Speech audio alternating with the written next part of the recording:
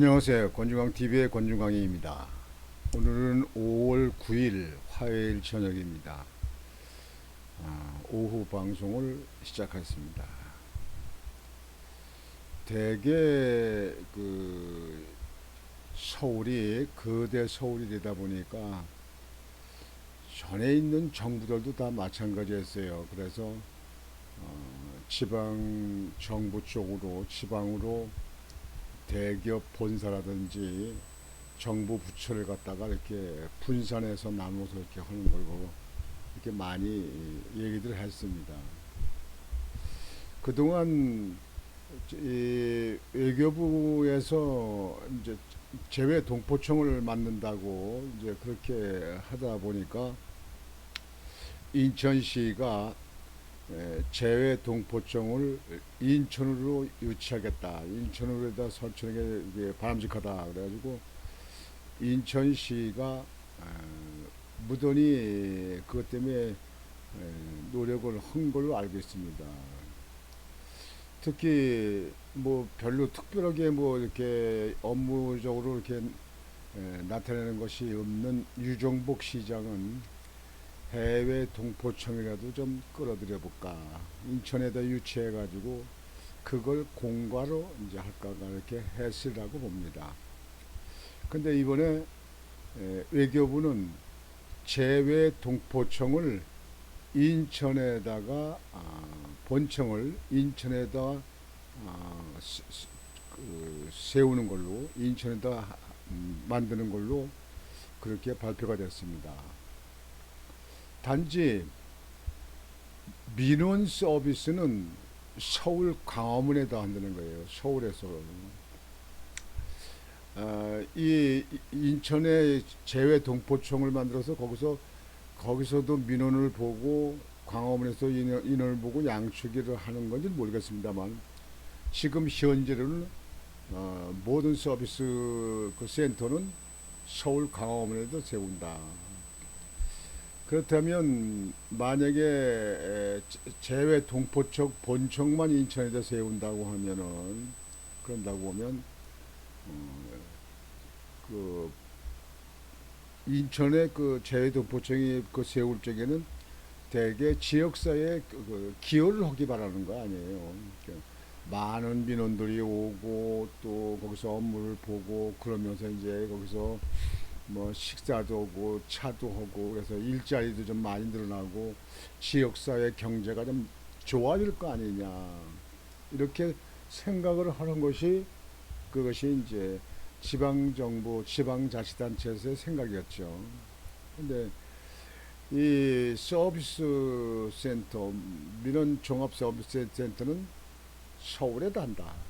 그러면 인천은 재동포청 본청만 세워놓고 본청에 필요한 근무는 근무들만 한다. 그러면 그냥 건물만 하나 세우는 거나 마찬가지 아니냐고.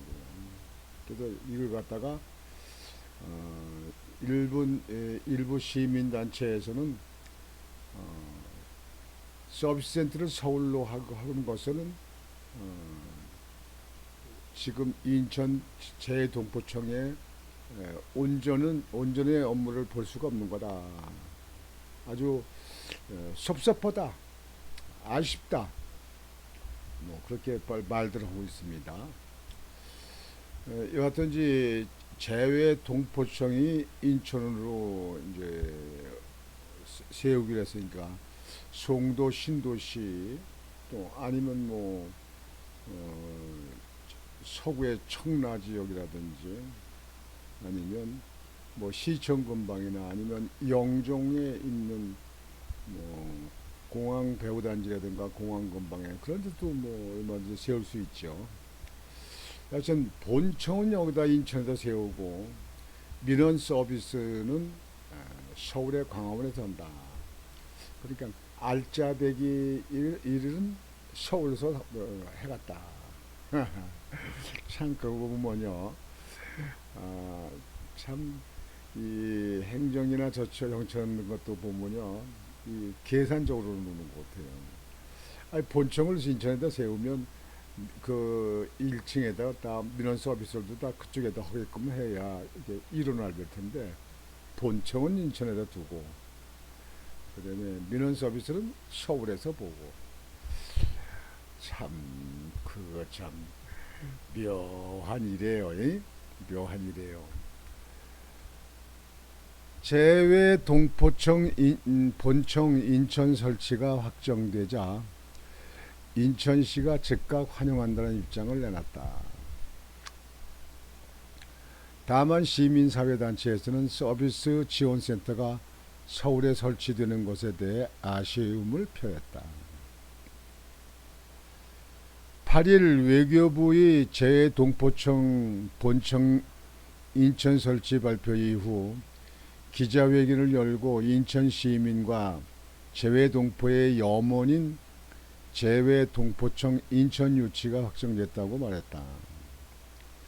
이어 제외동포청 인천 설치는 충분한 논리와 명분 그리고 실리와 감동이 있는 중요한 사안이라며 인천은 제외동포가 가장 편리하게 원스톱 행정 서비스를 받을 수 있는 최적지이자 개청 즉시 업무를 볼 수 있는 준비된 도시라고 말했다.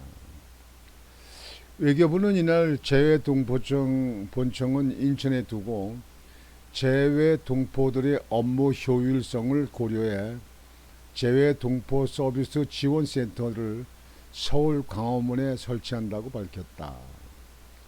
서비스 지원센터에서는 국적, 사증, 병역, 세무, 보훈, 연금 등 각종 행정 서비스가 제공된다.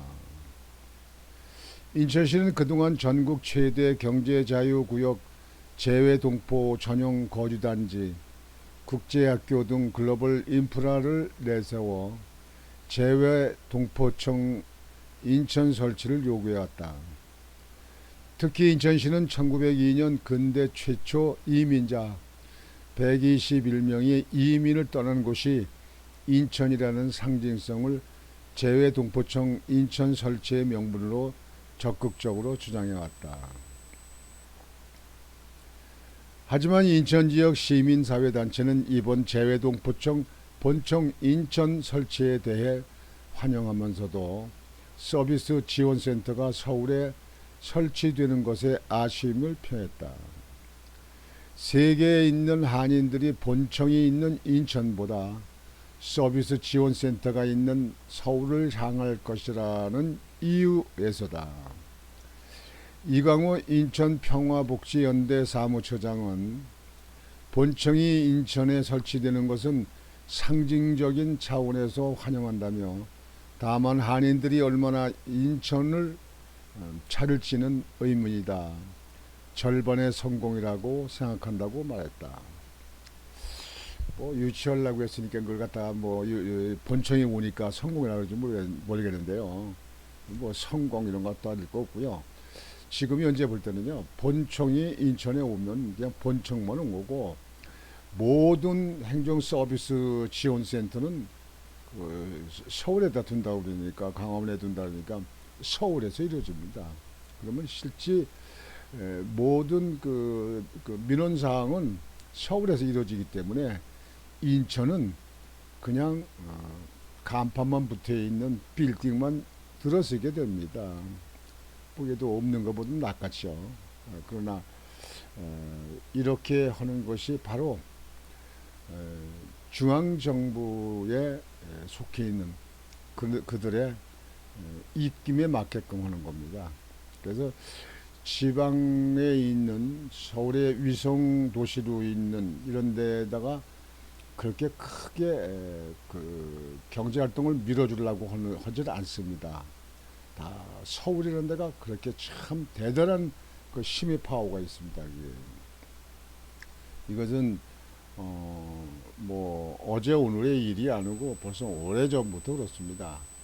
그래서 서울이 그 경제 활동이 서울이 가장 크고 활발합니다. 그래서 중앙정부도 거기를 헤어나지 내기 어렵다 이렇게 볼 수 있습니다. 여하튼 인천에는 뭐 껍데기만이라도 본청은 인천에 오고 모든 민원 업무, 모든 민원 활동은 서울에서 한다. 인천에 뭐 본청에 뭐 누구 뭐 그 저기 청장이나 만나러 오는 사람이 있으면 뭐 인천에 올까? 뭐 인천에 와서 뭐 볼 일도 없잖아요. 다 서울의 서비스 센터에서 다 모든 걸 다 받니까요. 그러니까 이렇게 이원화되어 있다. 역시 지방의 힘의 한계는 역시 한계가 있다. 인천의 국회의원들이 11명이 있어도 이런 데 대해서는 힘이 한계가 있다. 그래서 이 지방정부는 항상 서울에 예속돼 있고 서울에 눌린다. 이렇게 보면 되겠습니다. 이건 뭐 옛날 제가 행정할 때도 뭐 그건 뭐 그런 사안은 비일비재했습니다. 그만큼 지방에 푸대접을 받는 거죠. 서울이 거대 서울입니다. 한국은. 오늘은 여러분들에게 그 재외동포청을 외교부에 새로 세우는데 그 재외동포청을 인천에 세우고 그다음에 민원 서비스 이런 서비스 지원센터는 서울 광화문에다가 세운다. 이렇게 발표가 된 것으로 알려졌습니다. 인천에 재외동포청을 개청하는 그 신설하는 개청하는 날은 6월 5일이라고 합니다. 6월 5일. 그러니까 아직도 뭐 5월달 다음 달 6월달에 5일에 개청한다고 합니다. 오늘 저녁 방송은 이것으로 마치겠습니다. 여러분들 오늘 저녁도 편안히 주무시기를 바라겠습니다. 권중왕TV의 권중왕이었습니다. 여러분 안녕히 계십시오.